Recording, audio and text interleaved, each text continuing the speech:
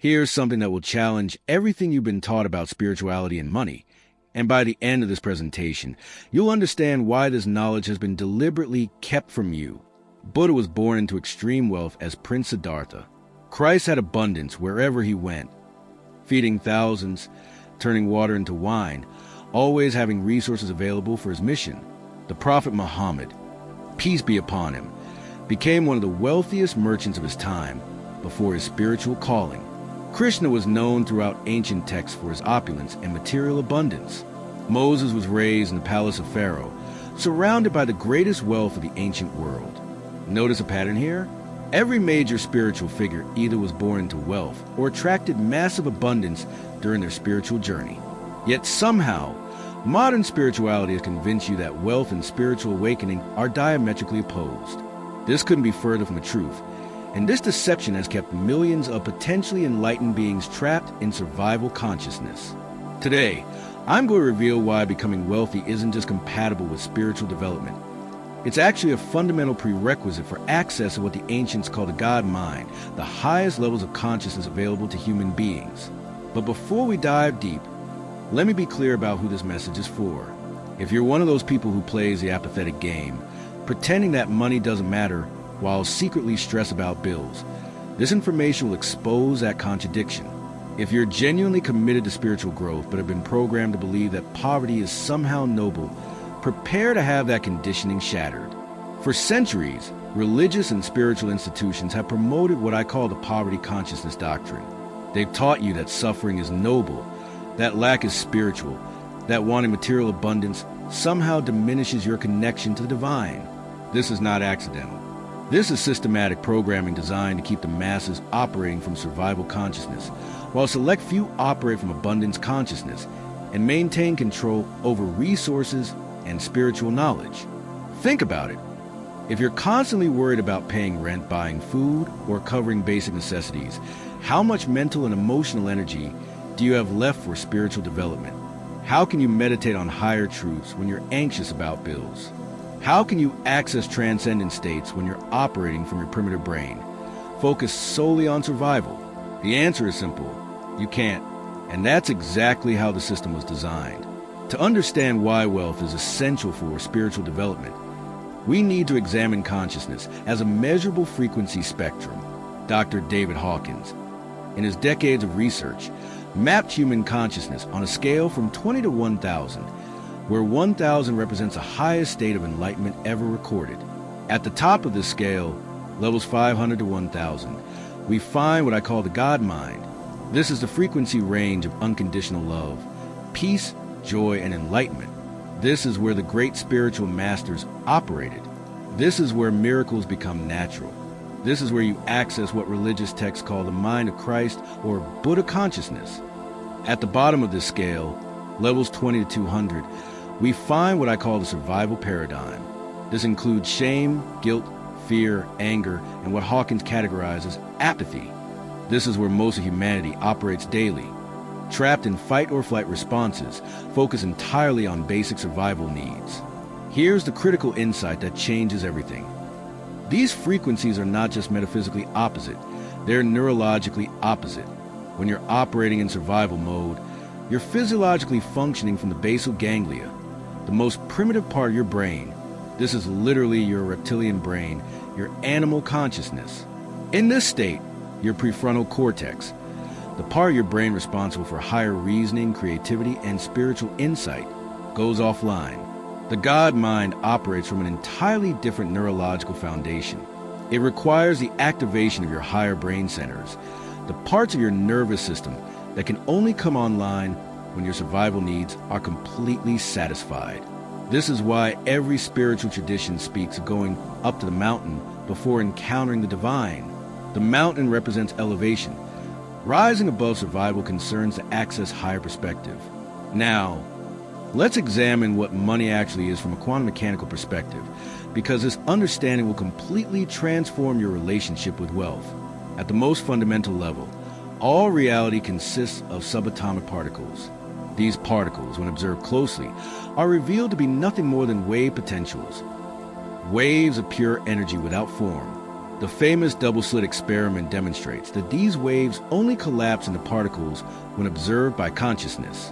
This means at the deepest level, all of physical reality, including money, is simply crystallized consciousness, energy that has been focused into material form through observation and intention. Money isn't paper. It isn't numbers on a screen. It isn't even metal coins. Money is energy that has been given form through collective human consciousness and agreement. More specifically, money is crystallized emotion in the form of exchange value. Think about this carefully.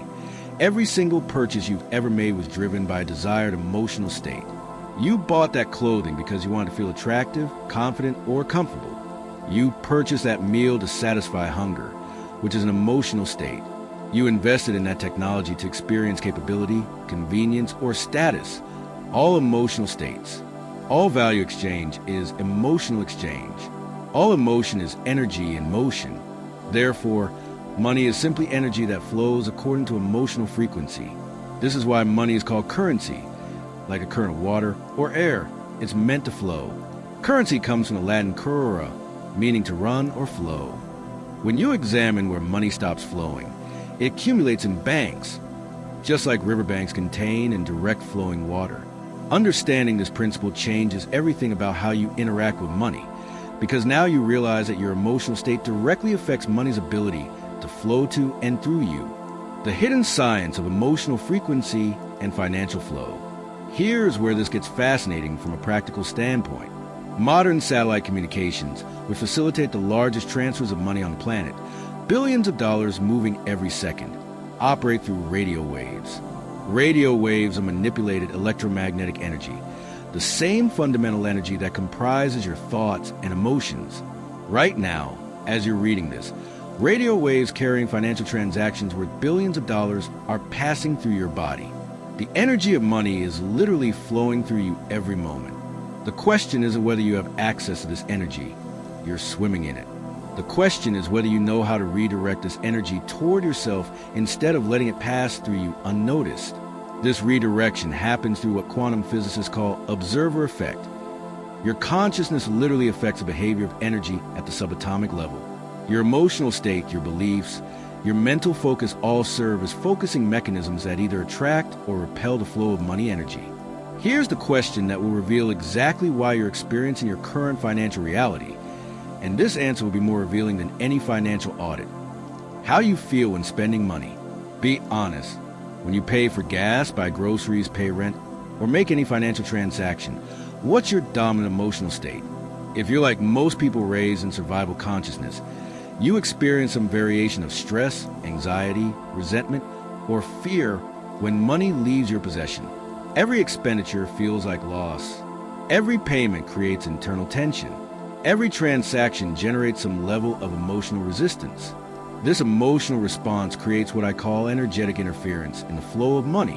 When you project negative emotions onto financial transactions, you're literally programming that money with low-frequency energy. You're slowing down its vibrational rate, which affects its ability to circulate back to you. Think of it this way. If money is energy and you're consistently associating that energy with negative emotions, you're training the universe to limit your access to that energy. You're creating what cybernetics experts call a negative feedback loop. The universe operates on the principle of energetic equilibrium. If you're emotionally calibrated to operate at a certain financial level, any excess will be systematically removed through what seem like random circumstances, unexpected expenses, equipment failures, emergency costs, relationship drama that costs money, until you're back at your emotional set point. I've watched this happen to clients who suddenly started earning more money than they were emotionally prepared for. The universe seemed to conspire against them, creating situation after situation that drained their newfound wealth until they returned to their familiar financial comfort zone. The spiritual and religious communities have programmed you with what I call the money guilt complex. And this programming runs so deep that most people don't even realize they have it. Try this experiment right now. Say out loud, "I love money." Notice what happened in your body when you said that. Did you feel resistance? Did it feel wrong somehow? Did you experience guilt, like you were saying something morally questionable? If so, you've just identified the money guilt complex in action. This guilt operates as a repelling frequency. You cannot attract what you simultaneously reject on an emotional level. This programming comes from centuries of religious indoctrination that deliberately misinterpreted spiritual texts to keep the masses in poverty consciousness. For example, the Bible verse, "For the love of money is the root of all evil," has been used to shame people away from wealth, when a deeper reading reveals its warning against the obsessive attachment to money, not money itself. The same texts that warn against loving money also contain verses like, "And you shall remember the Lord your God, for it is he who give you power to get wealth," Deuteronomy 8 verse 18, "And the blessing of the Lord makes rich, and he adds no sorrow with it," Proverbs 10 verse 22. The truth is this: abundance is not a privilege reserved for some. It's your birthright as a consciousness expressing through physical reality. The Creator, being infinite, expresses infinite abundance in every aspect of creation. Look at nature: billions of stars, countless grains of sand, infinite varieties of life forms. Scarcity is the anomaly, not abundance. If you're not experiencing financial abundance, you're out of alignment with the fundamental creative principle of existence itself. Reality operates across multiple planes simultaneously, and most people fail to create lasting wealth because they focus exclusively on the wrong plane. Most people focus entirely on the physical plane, working harder, longer hours, trying new strategies, implementing new systems. This is where 98% of the population operates, and it's why 98% of the population struggles financially. The physical plane is a realm of effects, not causes. Everything you see in physical reality is the result of invisible causes operating on higher planes. Trying to create wealth by focusing solely on physical action is like trying to change a reflection by adjusting the mirror instead of changing what's being reflected. Physical work is the lowest level of consciousness expression. An animal can take action. A machine can perform tasks. Physical action without proper mental and spiritual alignment is just sophisticated slavery. The mental plane is where fewer people operate, and it's where true wealth creation begins. This is the realm of consciousness, thoughts, beliefs, identity, and emotional conviction. Everything that exists in physical reality first existed as a thought, an idea, a mental construct. Your current financial situation is the physical manifestation of your mental paradigm about money, wealth, and your own worthiness. Here's the correct sequence for creating wealth. Beliefs. Transform limiting beliefs about money into empowering one's identity. Shift from seeing yourself as someone who struggles with money to someone who naturally attracts abundance attention.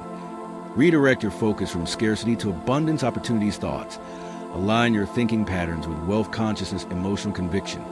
Feel wealthy now, before the physical evidence appears. The spiritual plane is a realm of pure consciousness, the unified field from which all possibilities emerge. This is where the great masters operated when they performed what we call miracles. On this plane, you understand that you are not separate from the universal abundance. You are an expression of it. You realize that asking for money is like a wave asking the ocean for water. You are the abundance you seek, expressing through temporary physical form. The practical methodology: becoming wealthy in consciousness first. Now, let's get practical. Here's exactly how to implement these principles to transform your financial reality. Phase 1. Emotional frequency calibration. Start by changing how you feel during every financial transaction. Whether you're buying coffee, paying bills, or making investments, consciously choose to feel grateful, abundant, and excited about money's flow through your life. This isn't positive thinking. This is frequency calibration. You're literally reprogramming the energy signature you associate with money. Practice this statement: I love money and money loves me. Every dollar I spend comes back to me multiplied. Feel the truth of this statement in your body, not just your mind. Phase 2. Identity reconstruction. Begin referring to yourself as wealthy, even before the bank account reflects it. This isn't delusion. This is operating from the mental plane to create physical plane results. Use present tense statements. I am wealthy. I am abundant. Money flows to me easily. Your subconscious mind cannot distinguish between current reality and vividly imagined reality when you engage it with emotional conviction. Phase 3. Vibrational abundance cultivation. Cultivate the feeling of abundance independent of external circumstances. This is the most crucial step because you cannot have material abundance before you have vibrational abundance. Practice feeling free from financial worry, complete and wanting nothing, peaceful about money, grateful for your current resources, excited about future abundance. Phase 4, aligned action.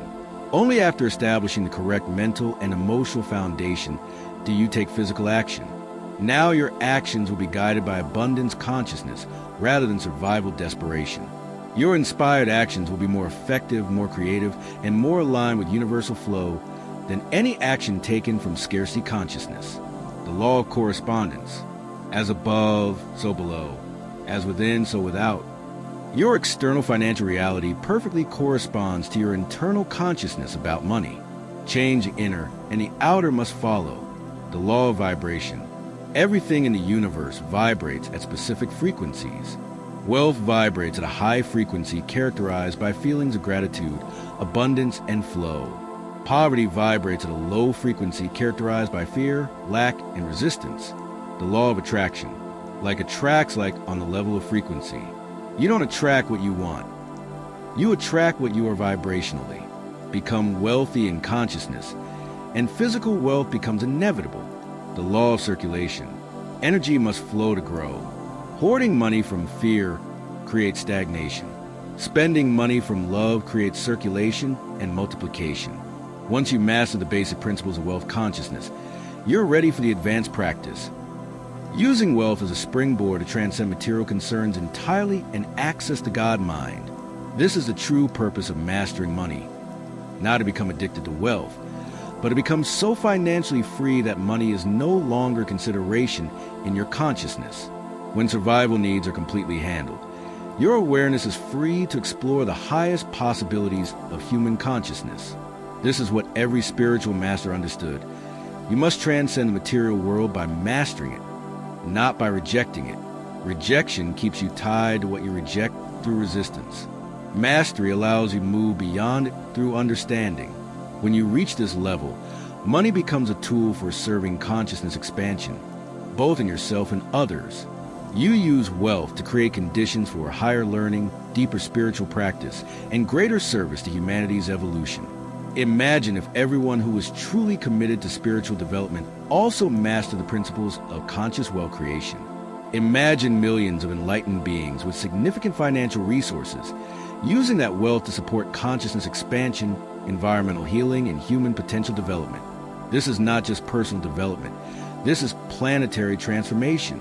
The current global challenges we face require spiritually developed humans with substantial resources to implement solutions. The old paradigm kept spiritual people poor and wealthy people unconscious. The new paradigm creates conscious wealth stewards who understand money as a tool for planetary healing and consciousness evolution. But I don't care about money. This is usually spiritual bypassing, using spiritual concepts to avoid dealing with material reality. If you live in a society where money is required for basic survival, then claiming not to care about money is either naive or dishonest. The goal isn't to become obsessed with money. It's to master your relationship with it, so it's no longer a source of stress or limitation in your spiritual development. Wanting wealth is greedy. Greed is wanting more than you need from a place of fear and insecurity.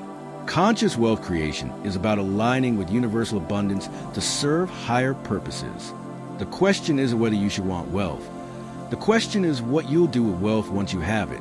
I should be grateful for what I have. Gratitude and expansion are not mutually exclusive. You can be grateful for your current situation while simultaneously calling forth greater abundance. In fact, gratitude is one of the highest frequency emotions and naturally attracts more to be grateful for. Your financial reality is a direct reflection of your consciousness. Every dollar in your bank account, every bill you struggle to pay, every financial stress you experience, all of it is showing you exactly where your consciousness is operating on the frequency spectrum. This is not about judgment. It's about awareness. Once you see clearly where you are, you can consciously choose to operate from a higher frequency. The path to the God mind requires transcending survival consciousness. In our current world, that means mastering the energy of money, not being controlled by it, not obsessing over it, but understanding it so completely that it becomes a non-issue in your awareness. When you master money, you master one of the most powerful forms of energy in human society. When you master energy, you develop the skills necessary to master consciousness itself. When you master consciousness, you gain access to the God mind, that frequency of awareness where miracles are natural, where abundance flows effortlessly, where you operate as a clear channel for divine intelligence. This is your invitation, not to become wealthy for wealth's sake, but to use wealth as a stepping stone to the highest possibilities of human consciousness. The prophets and masters who came before you understood this principle. They used material mastery as a foundation for spiritual transcendence. The question now is, will you continue operating from survival consciousness, letting financial stress block your access to higher awareness? Or will you embrace these principles, master the energy of money, and use that mastery as a gateway to the God mind itself? The choice is yours. The knowledge is here. The path is clear. Your transformation begins the moment you decide that you deserve abundance, that you are worthy of wealth, and that financial freedom is not just possible for you.